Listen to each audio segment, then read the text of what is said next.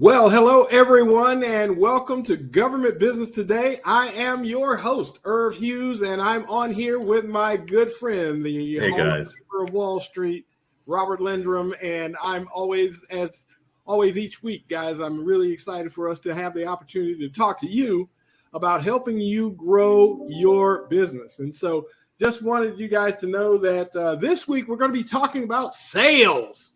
Yes, sales. Sales. We need sales. Everybody needs sales. That's what you got to have if you're going to be in business. And guess what? I have learned, some people have actually told me this, Robert. This week I heard from some people who told me, well, yes, I'm in business, but I don't sell anything. And I said, listen, if you're in business and you do not sell something, you have a business that is a sick bird. It is an illegal business. Yeah, I've always said anybody that says that they're not in sales, everybody's in sales. It doesn't matter what you do. You have clients or you are a client, and everybody is in sales. It just doesn't matter. But for those business owners that are trying to drive revenue, they're really in sales. Well, let me tell you what I told the person, Robert, I said, look, if you're married, have children, or have a significant other, you have sold at least one person on spending the rest of their life. That's a good point. It's a good way to put it. So anyway, so how you doing, man? I'm good. I noticed that you're dressed a lot less warmly than I am. But I was going to try to see what the weather was down in Houston. But here in Connecticut, it's like mid to low 50s, and oh wow, springtime it just never ends up here. The winter, it seems like. Yeah, well, you know what though, man? Because I mean, you're like right on the water, aren't you? Yeah.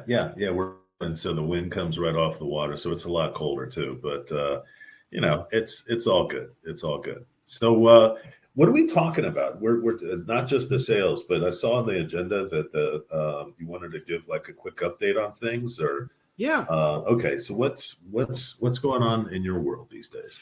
Yeah. So man, right now, the good thing is that, we've got more cohorts that are coming on. And so the next big thing that we're doing here is coming up with a growth challenge that we're doing with our Port Authority here in Houston, Port Houston. Yeah, I remember seeing that. In fact, actually, I sent out an email for those of you that, maybe are on this, but or if you're doing 3 sections, right? For the Port of Houston. Yeah, so it's gonna be really cool, man. So what Port Houston is doing, and of course we do that with our parent company, Level 3 Corporation, so that I don't get into trouble with people.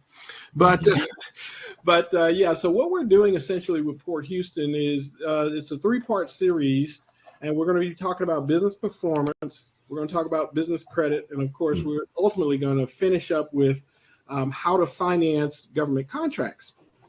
And the reason why that's so critical, I think, in that particular format is because there are a lot of government contractors, a lot of our audience, a lot of the people that we serve get into situations where they are selling to government agencies, but many times they're not really set up to extend credit to these agencies, and they don't really often know what exactly that means in the sales process. And so when I spoke to Port Houston about this, and this was some months ago, they were really intrigued by this because, of course, on the agency side, they've suffered the pain of buying from small businesses who really aren't set up well to participate in the government space. So, that's awesome, and that's free to anybody and everybody, because I told everybody it was. But it is. Yeah. I don't know if I told you, but so earlier this week I attended a conference that was put on by Mark Bofton, who's the commissioner for Ned Lamont, who's the governor here in Connecticut. And it was all about the Infrastructure Investment Act and Jobs Act, about, hey, this is what's going on in Connecticut. And it's an enormous amount of money that's going on, that's looking to be spent. It's like $6 billion just in Connecticut, $4 billion on roads and bridges, $1.3 billion on public transportation, water pipes, Long Island Sound, public broadband. And it's just the opportunity for government contractors. It's real, especially in Connecticut. And the guy said that it's kind of an interesting phrase that he said. He quoted Talladega Nights. Did you ever see that with Ricky Bobby? Yeah, Ricky Bobby. And he basically said, this is the commissioner by Ned Lamont. He's like, imagine that this is like Ricky Bobby. If you ain't first, you're last. And he was like, this is a big, he didn't call it a free for all, but he was like, you got to get on top of this. And the opportunity is real. The business opportunity is real. And it's kind of a good segue into, we're talking about sales. How do we help and how do we work with people to get into that flow of funds that's out there to be taken? Right. No, you're absolutely right, man. And, one of the things that I'm so excited about talking about sales today in our podcast is because there are steps, right, that government agencies look for and in fact expect, and there are steps and processes that contractors should be taking, which is different than selling in the private sector. And so with that expectation sitting out there like that, if a person is new or if they're already a government contractor, but they're looking to expand, right? Mm-hmm. Increase their sales, increase their effectiveness in how they are going to approach those opportunities. And that's the steps that we're going to get into here today. Oh, cool. One of the things that I wanted to touch on kind of in our little grapevine segment is now there's an RFI out there, request for information, guys, from the GSA, that they're actually looking for more platforms to register to be on this GSA commercial products initiative. And so I'm really happy to see that that's going on now. And I'm working now to actually get the list of who those folks are who are registering for the RFI, because I'm thinking that if there are other commercial platforms that are going to come on this initiative, it might be a good idea for our listeners to know who that is. And so we're going to try and source that information so that relationships can start being formed with those other platforms as well. Well, the first three, right, were Amazon. Right. And then what was it? Overstock? Is that right? Overstock, that's right. And then Fisher Scientific. Fisher Scientific, that's right. Right. And so Fisher Scientific is interesting because it's kind of they're kind of laboratory chemicals, reagents, supplies, things like that. So they're pretty specific in their particular niche. But Overstock certainly is another platform that's come on to the commercial platforms initiative, with GSA. So I say all that to say this is that as this program continues to expand, it's still going to create, I think, quite a bit of opportunity for small businesses, whether they're brand new startups or whether they're existing. See, there's a lot of folks who are already government contractors, as we know and see each week, but they're not necessarily playing in the supply chain. And so as this initiative expands and more platforms come on to the GSA, I think we're going to see more and more service companies who are wanting to add related products so that they can basically play on both sides. And that's a real strategy right there, I think, that we're going to continue to foster here, with our listeners as well. Yeah, that's great. That's a good update. Thank you. Yeah. So anyway, hey, so listen, let's jump in while we got some time here on our webcast topics. And so we're going to be talking about, we're couching this, guys, this week as sales basics, just basics, sales basics for government contractors. One of the things I found is that a lot of times government contractors, whether they're new or experienced, the experienced ones, they figured out how to navigate all the gates to entry, kind of get over all the barriers and those sorts of things. But at the end of the day, it's still about those selling principles, right? It's still about how are you going to identify those opportunities?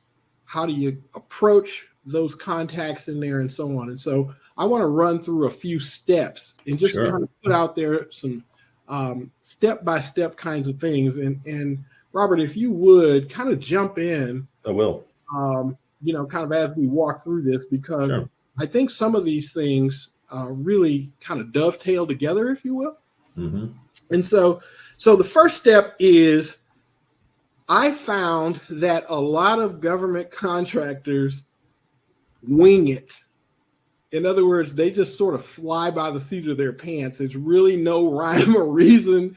They just sort of jump out there and get in the game and somehow or another hope something is going to stick, or they're going to land a PO or land a contract, and there's no necessary rhyme or reason. Yeah. So step one is business intelligence gathering, and then analyzing the data that you dug out. And I want to touch on that because what's nice about government is there's so much information out there already that's just public information. Sure. And what happens oftentimes is I find that either contractors are reluctant to spend the time necessary to go and gather this intelligence, or two, they might gather that information, but then not necessarily take the time to analyze what they're seeing.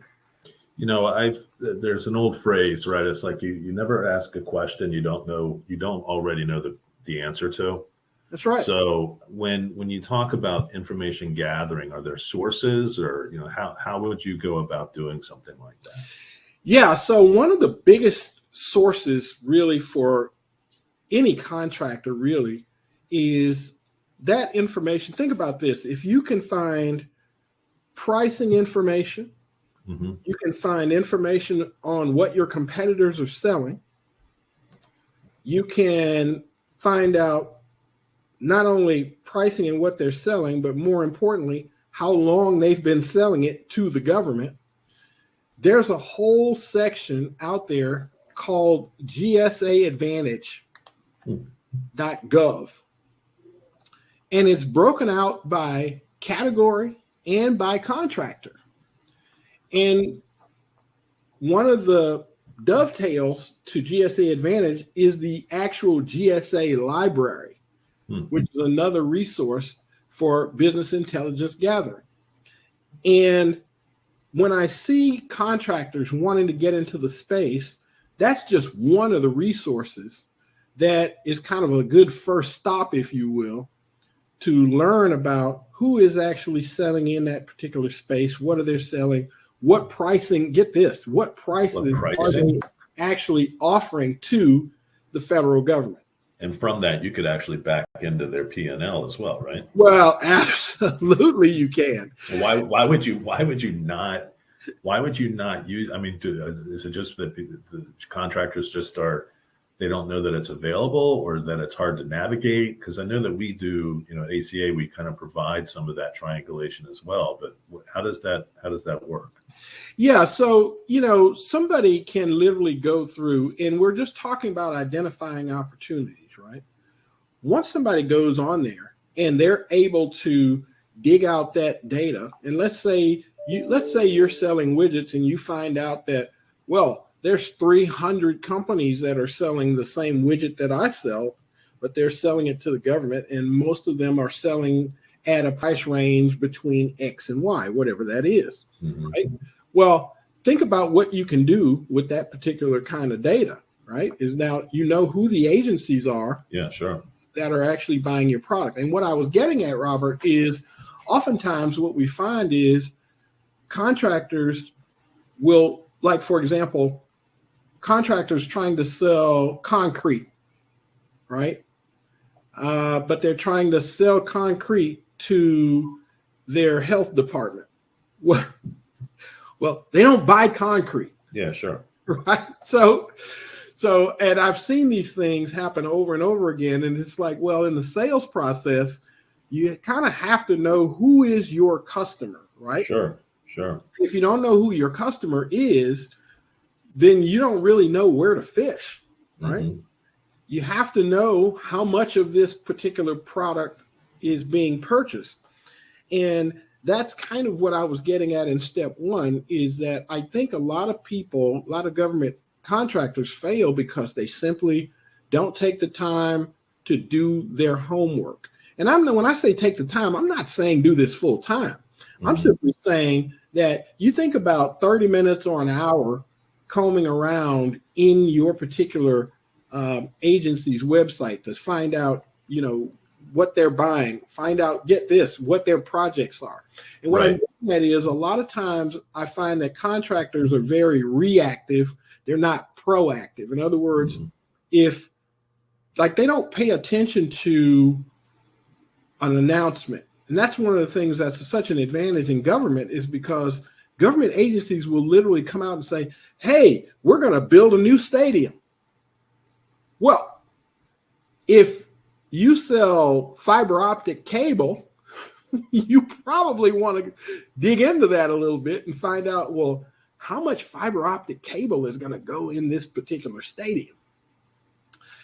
And so, it makes total sense. So, and so that's kind of what I was getting at, is that oftentimes I think what we do, here in our podcast, is to help prompt the thought process that even if you're reading a newspaper and you find out that, well, the city of Public Works is having a problem with, wastewater treatment chemicals or whatnot, or if there's been a storm or a disaster, those things count, because if you're paying attention, what you're really looking at is a sales opportunity for you to get in and compete for some business, if you know.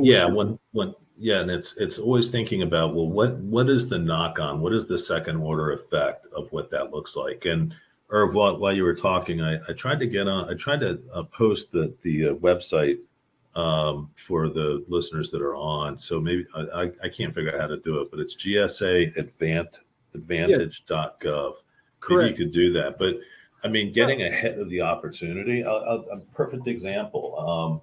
I got a flyer. I work with a funder right now, and it's not government, but it is relevant. They're trying to fund all the small businesses, and basically in Indiana right now. And why is that? Well, because Indiana has the Indianapolis 500. There are going to be millions of people coming through the state for concerts, sporting events, and of course, the race, the racing. And I was like, these people are proactive. They see what's on the horizon, or they're reading they're reading the newspapers about leaks or things like that, and trying to be, hey, how can I solve this problem? That's exactly right. Yeah. And you know what? And that's a great segue into step two. And that is, once you gathered your information, and I'm talking about your business intelligence, the actionable information, you've analyzed that and you've said, hey, here's the 25 government agencies that buy what I sell, whether that's a product or a service. We've identified this target list of government agencies, whether it's federal, state, county, city, whatever it is, whatever level. But you've identified these agencies. And I would put out there that, most contractors need to have a target list of somewhere around 30 or 40 government agencies at, with a few at all levels that they're studying and in fact monitoring how they're, who they're buying from and how they're spending. Interesting. One last thing I want to talk about intelligence gathering is one of the best tools out there, especially at the federal level, is the FOIA, or Freedom of Information Act, FOIA.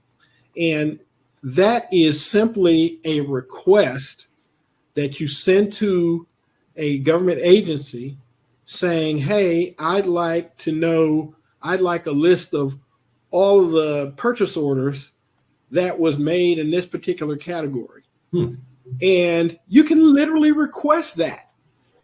And think about if you had a government agency to literally send you, here is everybody we bought this particular product from, when we bought it, who inside the agency is responsible for making that purchase, and the price that they purchased it at. So who do you send that to, and how much time does it take before you get the information? And Typically what level of typically about 10 days for them to respond. Okay. But guess what? Most agencies have somebody who is designated as the Freedom of Information Act person. Really? They literally have Freedom of Information Act officers. And that's literally what they do. If you think about it too, a lot of times agencies even have public information officers, right? And so it's the same kind of concept, but more importantly, it's a tool, a strategy that oftentimes government contractors don't use, or certainly don't use well or regularly, and they should. So, but that's all we're going to talk about on business intelligence gathering. I want to talk about step 2, and that's building the opportunity pipeline, identifying spend opportunities. In government, because so much information is in fact public, it's important to understand how much an agency is purchasing of your particular product or service. I'll give an example of one that we used here in Texas. We approached the Department of Corrections, our Texas Department of Criminal Justice, and we were able to create an opportunity. And here's the key word there, Robert: create. We were able to create an opportunity. There was no bid out. There was no RFP. There was no invitation to bid. There was nothing out there. This was completely a sales opportunity that we created as a result of our business intelligence gathering. I'm going to tie it all together. So as a result of our research, we found out that the Texas Department of Criminal Justice was spending $730,000 per year on toothpaste. Okay? Toothpaste. So when we made our approach, imagine when we reached out to our contracting officer, who, by the way, we found on the PO that we had asked for, right? The person who purchases the toothpaste.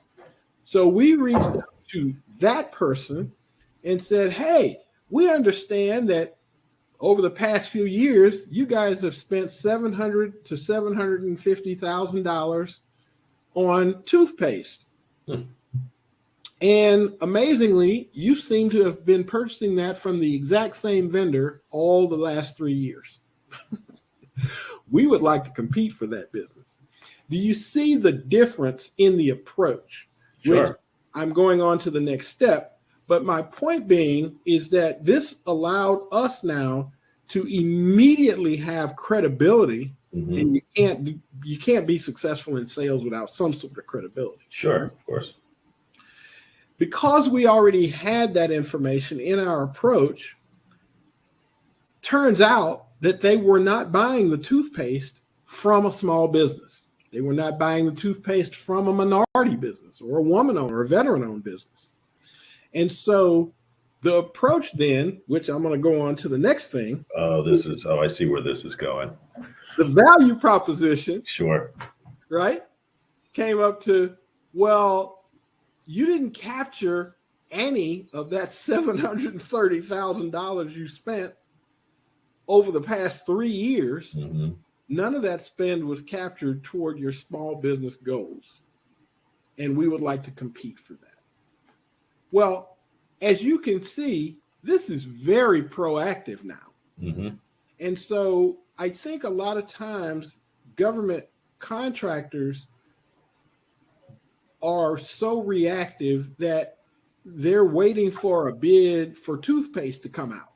Well, they weren't sending out another bid. They just kept reordering from the same vendor they had. Right?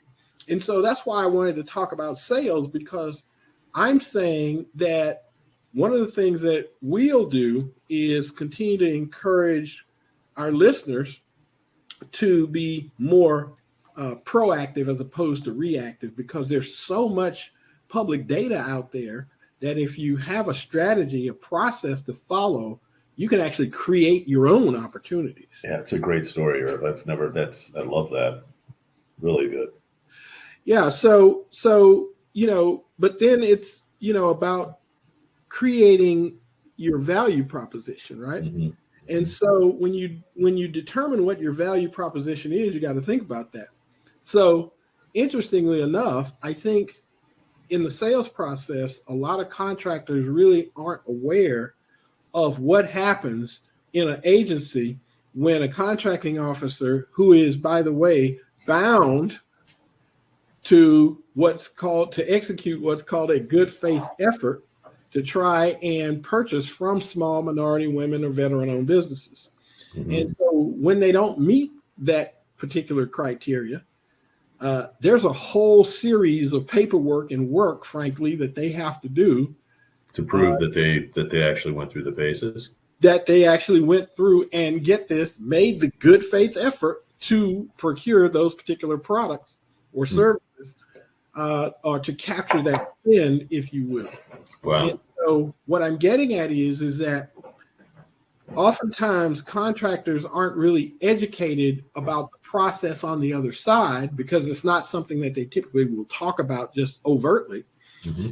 But if you know that, just because you're associated with the cool guys, with the cool kids like Robert and Irv, right? Like Irv. Like Robert and Irv, if you're associated with the cool kids, then you'll find out kind of these insider kind of nuggets, if you will, that you can leverage. And that's why it's easier to build your value proposition, because typically when we have those conversations, it's really about, okay, so if you watch this, if you're spending $730,000 a year for toothpaste with this particular vendor, but you're not capturing any of the spend, is it worth it to spend $760,000 and capture that?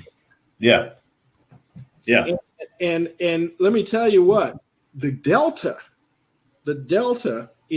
can be significant, depending obviously on the product and the category and so on. But the idea here is that oftentimes, depending on the time of the year, contracting officers often will agree to pay a premium just to capture some spend toward those small business goals. I would imagine that's because they're looking at it coming in on the 9th or 10th month, and they're like, holy cow, I've got a lot more. So I'm just going to start going boom, boom, boom, boom, boom, and not worry about it, because the amount of, I guess you said this good faith audit effort, or good faith audit. Yeah. That sounds like that's just an enormous amount of paperwork that they would have to go through. Let me just tell you, man, if you can, I've been with many. You can avoid paperwork, yeah. And yeah, if they can avoid that, they absolutely will do it. And you got to know too that in government, most procurement officers do have the flexibility to pay a premium. But that's what I was getting at, is that's the reason why I think a lot of companies will go out and they'll go to the trouble to actually get certified. Mm-hmm. But then not really be aware of what leverage it gives them. Sure. Because they think that oftentimes it means that I'm going to automatically land some business. Well, it doesn't mean that. There's no such reality as automatic, right? You have to actually do something and do the work to get in front of it. Right. So that was step 3, determining what your value proposition is. And so value proposition really has to do with and I'm going to list these because it's really important. And it doesn't have anything necessarily to do with price. But value proposition really has more to do with, hey, can you help them capture some spend? Can you help them do something better, faster? Can you deliver quicker? Do you have better quality or support? That's really, at the end of the day, what the value proposition is about. Mm-hmm. And the most critical piece in the sales process is your capability brief. And so I do know that we're going to run over a little bit here, but I'm going to take some liberties. So for those of you who got just a hard cutoff at 30 minutes, you can go ahead and stop. But we're recording it, so they can come back and visit. So we'll send you the replay, because I think it's really significant that we talk about this. Your capability brief, guys, has to match up with what your core capabilities are, right? Whatever those core capabilities, because what happens is a lot of times government contractors will be doing several different things, right? I've seen capability brief be 3, 4, 5 pages. Let me just tell you, don't do it. They're not going to read it. They're looking for a 1-page capability brief, right? And it needs to be bulletized. It needs to be sectioned off so that a government procurement officer can grab that sheet of paper and literally say, oh, this company sells concrete, and here's all the concrete that they sell. That's what they're looking for. And it's really important that you make sure that your capability brief isn't too crowded, because you think about it, it's not designed to be a catalog. It's designed to be your oversized business card so that a procurement officer can quickly say, this vendor I need to contact. Okay. So bullets, no graphs, I guess. Just you certainly want to have some graphics, like your logo, maybe even have pictures of some whatever you're selling. Okay. All right. So when I was saying, I think you misheard. I wasn't saying graphics, although I'm glad that you misheard. I was saying graphs.